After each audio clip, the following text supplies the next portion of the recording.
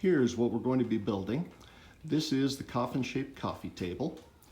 It's about 48 inches long, 24 inches wide, and 16 3/4 of an inch high. You want it to be about a foot in from the edge of your couch on each end, and to be about 1 inch to 2 inches lower than your sofa seat. So that's the standard I worked off of. I made it out of MDF. The lid hinges open for storage inside. I've got a continuous piano hinge and 2 of the hold-ups.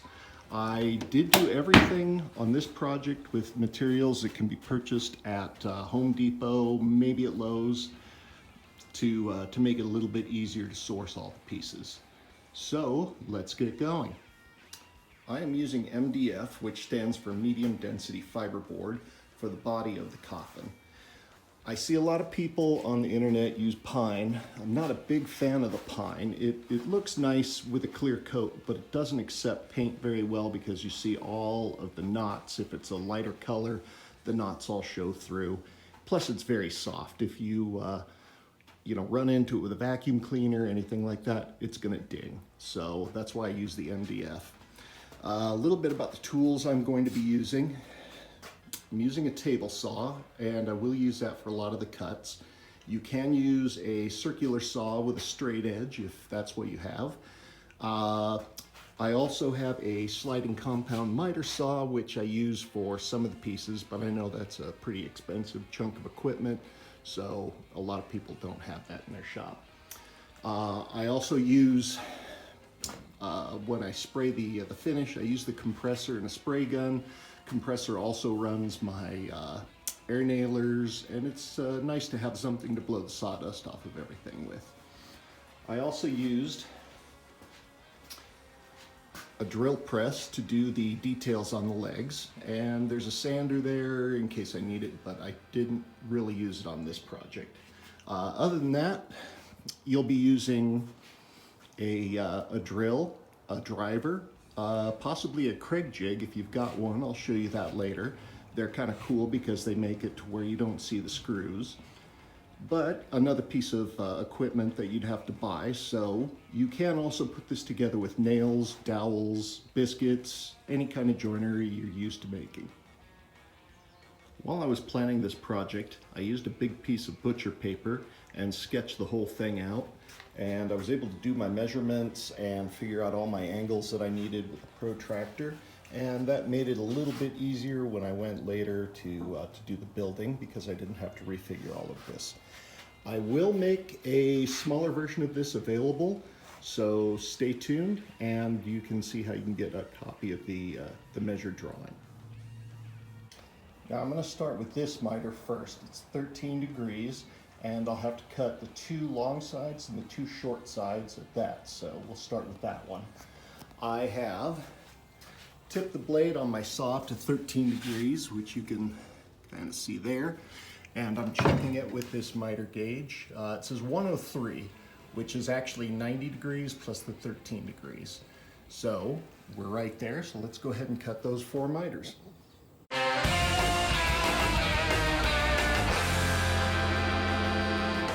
Miter looks like it fits pretty good.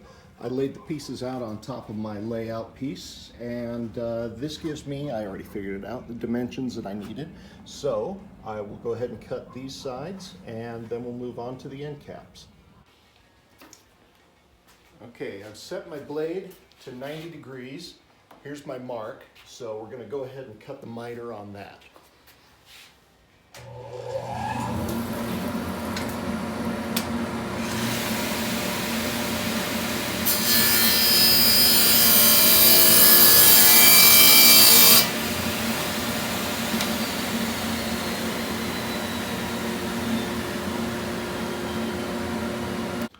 There's our sides cut and kind of temporarily laid up. So now we're going to go to the end panels. So this one, I know on the outside edge it has to be 12 1/4, and I am looking at a 18 degree, which I already have the saw set at. So let's go ahead and cut those.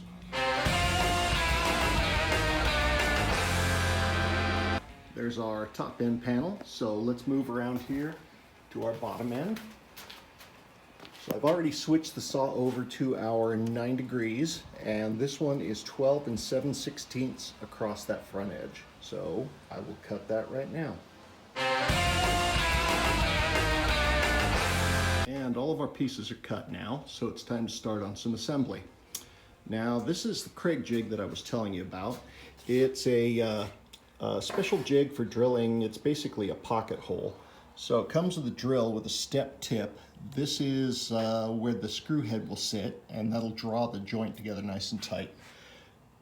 You clamp the piece of wood in there. Here's the guides for the screws, and then you just drill it through and put screws in. So I'll give you a demonstration of that.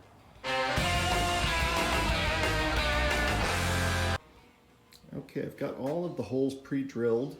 What I've done is put a couple pieces of duct tape on the side that's going to be holding it. So I'll glue it, the tape will kind of hold it together, and along with my hands and the screws, it'll pull together as a nice joint. I'm just using regular yellow carpenter's glue. I'm not a big fan of the Gorilla Glue because it foams up and makes a big mess, and it's kind of a pain to clean off, so I stick with this.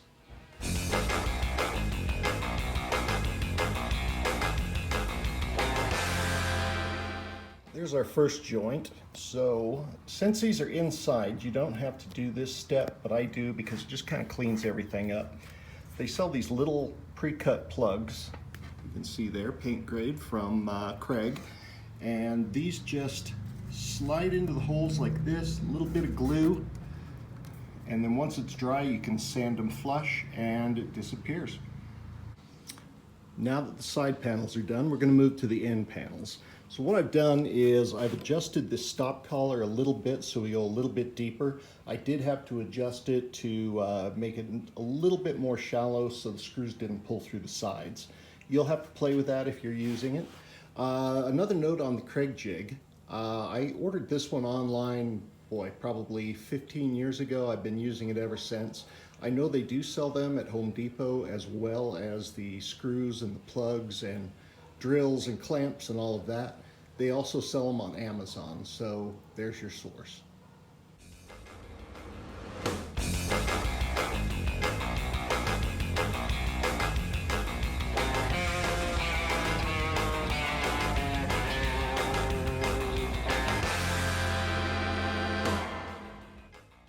You can see inside of this carcass, I've got a stiffener here across the bottom. What that does, that keeps the carcass itself from racking or getting squeezed in, and it also helps support the bottom. So we're going to cut that now. And what I've done is I've gone ahead and taken a piece of wood, drawn a line down the center, and I need to cut an 18 degree here and a 9 degree here in order for it to sit in there perfectly. And there it is installed. I've already plugged all the other holes with the plugs. Those will get sanded flat. These ones I don't need to because it's going to be covered by the bottom. Our next step is going to be the feet. You can see on these I have matched the angles here. So that means you have to make 2 feet with the angle for the foot and 2 feet with the angle for the head. And then I put them in with a couple cleats on the inside, which are glued and screwed. So let's get to making these. Okay, just to save a little time, I went ahead and cut the pieces for the feet. You can see I've got the 18 degree angle on these two and the 9 degree angle on these two. So these will be for the foot end, these will be for the head. Now what I did, I kind of took a little bit of time and I made this it's kind of like the Trinity, and I kind of like the design, so I laid it out. It took some trial and error, but I figured out if I go from the center, drill a hole above the center 7/16, and then drill 2 more 7/16 below center and 7/16 inches to each side of the center, and if I used a 1-inch drill, it came out perfectly. And then I routed it so it looked a little rounded over, and I was kind of happy with how it came out. So we're going to work on that next. All right, I have put all of the marks that I need on the feet. Now, if you're doing a design like I chose here, which is asymmetrical, so it's definitely got a top and a bottom, Here's something that's going to save you some grief. Mark top on all of these. Put them all together the way they're going to go. Mark the top. That way you know you've got a single hole on the top and 2 holes on the bottom. So I'm going to set up the drill press right now and we'll start drilling these. I have set up an auxiliary fence on the drill press. That way I can just bump the foot up to it. It's set to where my dimension from here to this line and here to this line are going to be equal. So then I've also, where I put the circles is where I'm going to put the holes. So I put a center line on it also, so I can just line it up to the center and go ahead and drill it, and it'll save me a lot of time. It took a few extra minutes this way, but it'll save a lot of time down the road. Now I have put another piece underneath. This will keep me from running my Forstner bit down into the table, which would be disastrous. Okay, so let's get going.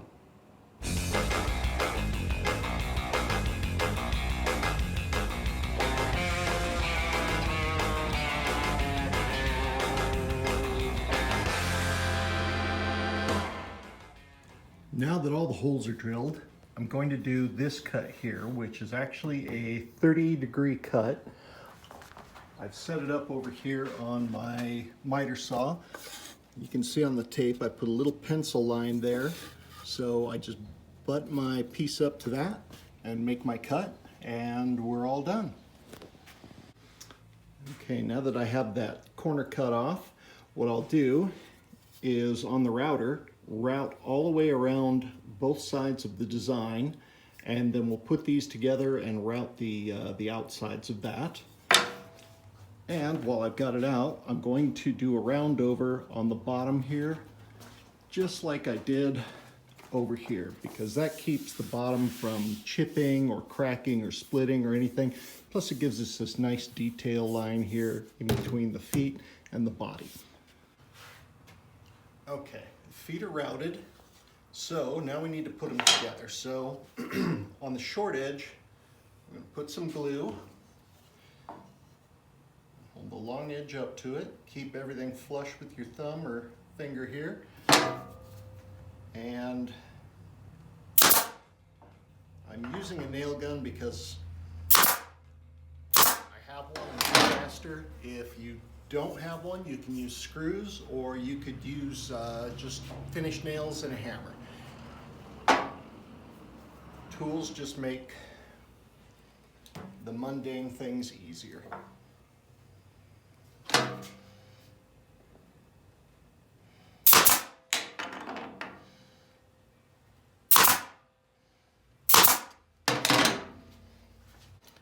Now all the feet are done.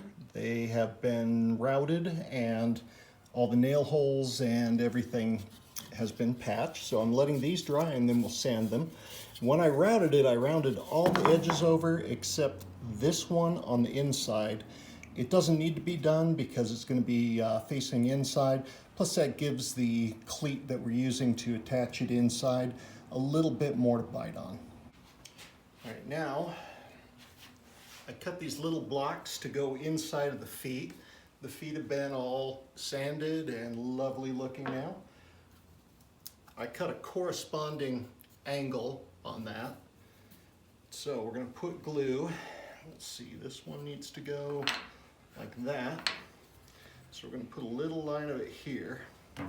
I'm using a 3/4 inch block here to set it up above the table. Because what that'll do is when I use this to attach it on the inside of the cabinet, or inside of the coffin rather, then this is already at the same height that that stiffener in the middle is at, so the bottom will sit on this. So just a couple of nails and some glue, and that's all it needs. That one goes that way, glue there, one there.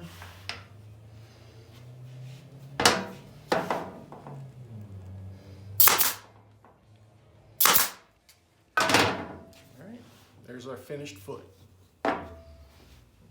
And we are on to the bottom right now. What I've done with this is I took a measurement of the inside, end to end and side to side, and trimmed the piece down. It ended up being 46.5 by 22 3/8, so that's my rough cut.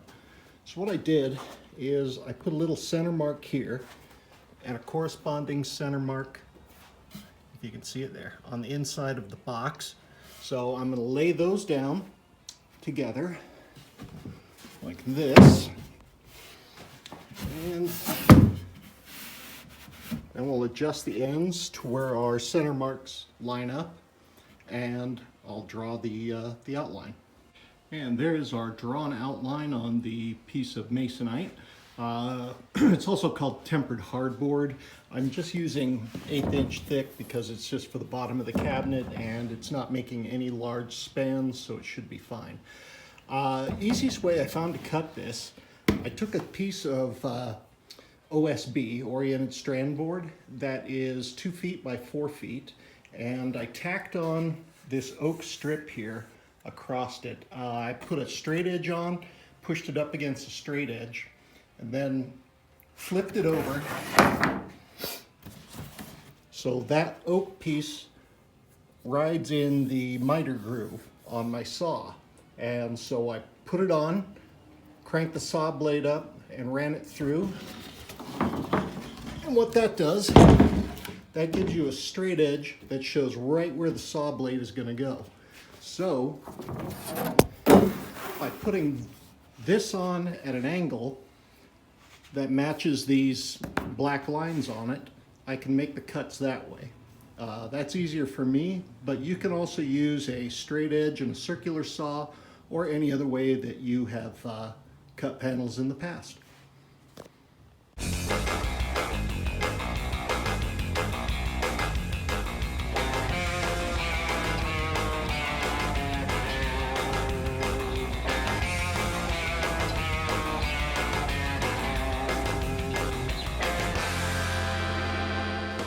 Now onto the top. What I've done, I've taken a couple minutes.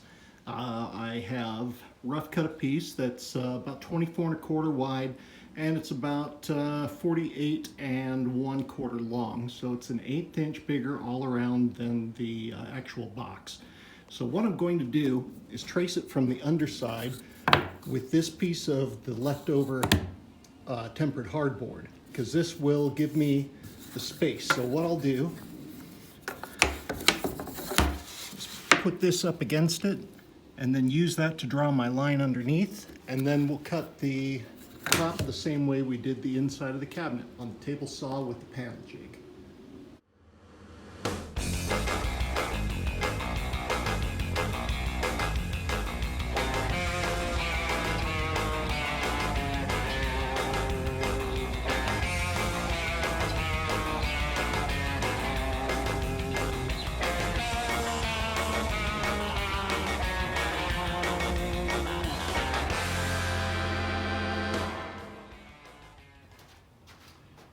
Next step is to attach the legs, and then once we get the legs in, we're going to put these little cleats in that will go along here and support the bottom. So I'm just going to put a little bit of glue on that. It sits right on top, snug up against there, and then a pre-drilled drywall screw.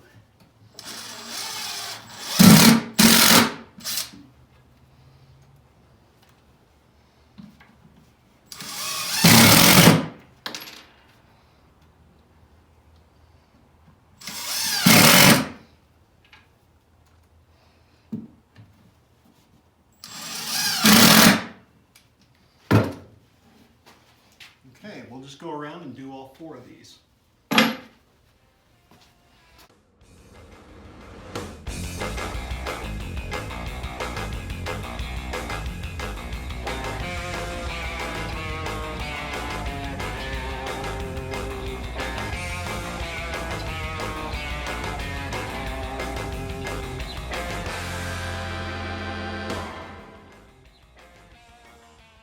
Next, we're going to add the hinge.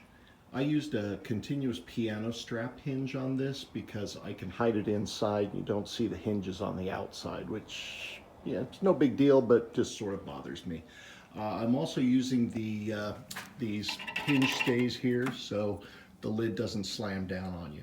So now you can see when I went to do it, I had to cut right in here. It's an 1/8 inch deep, and then it's just a slightly longer than the top of the hinge. I did that to make it easier for the top to close and stay flush, because when I put the hinge on by itself, I had right here, this gap was about 1/8 of an inch, and then at the front edge it sat flush, which didn't look good. So this alleviated the problem. So we're going to do that on this one. I clamped the lid on with a couple pipe clamps so you can see inside.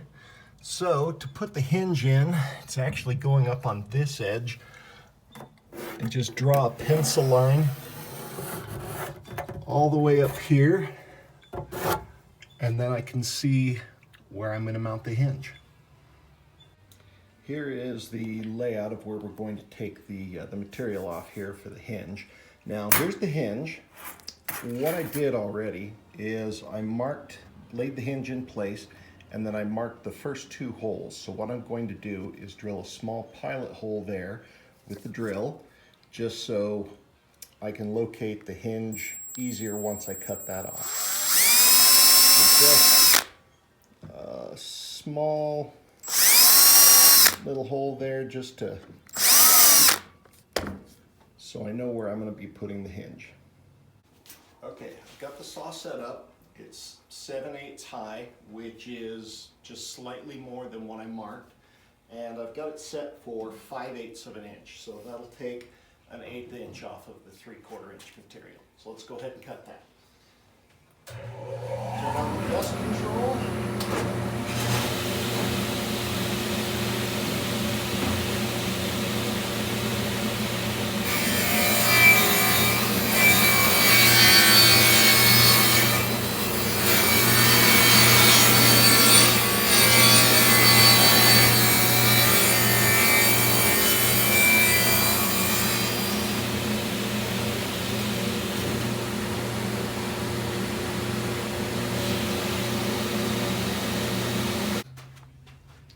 I've got the hinge, first 3 screws on each end put in on the lid.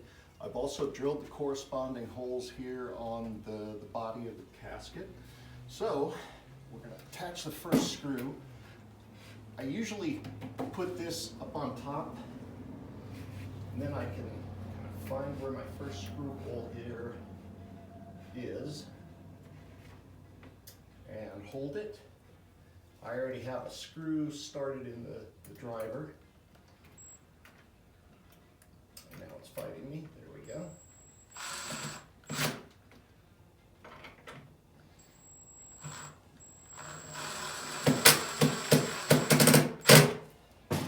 This isn't easy with just one person, so if you have help, take advantage of it.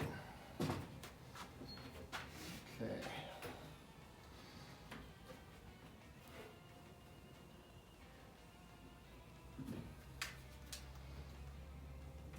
Going to put in 1 screw on each.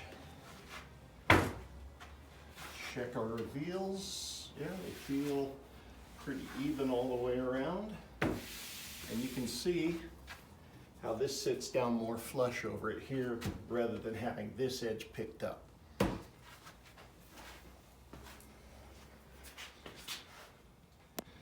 Okay, I have figured out the degrees that we need to cut the molding at. This one is 40 degrees. So what I did, I made this little auxiliary fence for my saw. So it gives a nice clean edge here that shows where the saw blade's gonna go. And I can mark on my molding piece with a pencil where I need the cut. I line the cut up to the edge of the cut on the auxiliary fence, and it comes out perfect every time. So I have cut this edge already. I've got this one marked, so I'm going to go ahead and cut it and come back. Now, the other thing, see how the hinge sticks out just a little bit? When I do this piece of molding here, I'm going to have to take a little bit off of it with the table saw. It can also be done with a sander, or it could be done with a a knife or chisel or anything like that, but saw is more accurate and faster. Now you can see I did that the little cut there over the hinge. It's just 1/8 of an inch deep and 1/8 of an inch high. So when I put the molding on here, it sits nice and flush and it doesn't stick out and it doesn't affect how the hinge works.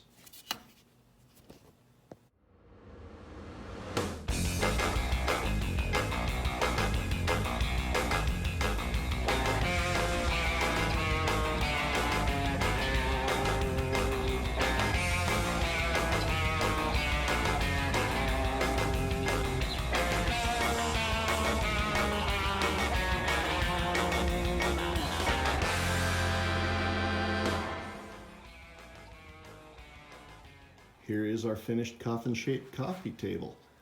All I have left to do is to fill the nail holes with some wood dough and do a lot of sanding, and then we'll be ready to finish. So stay tuned because I'm going to do another video just on the finishing of this project.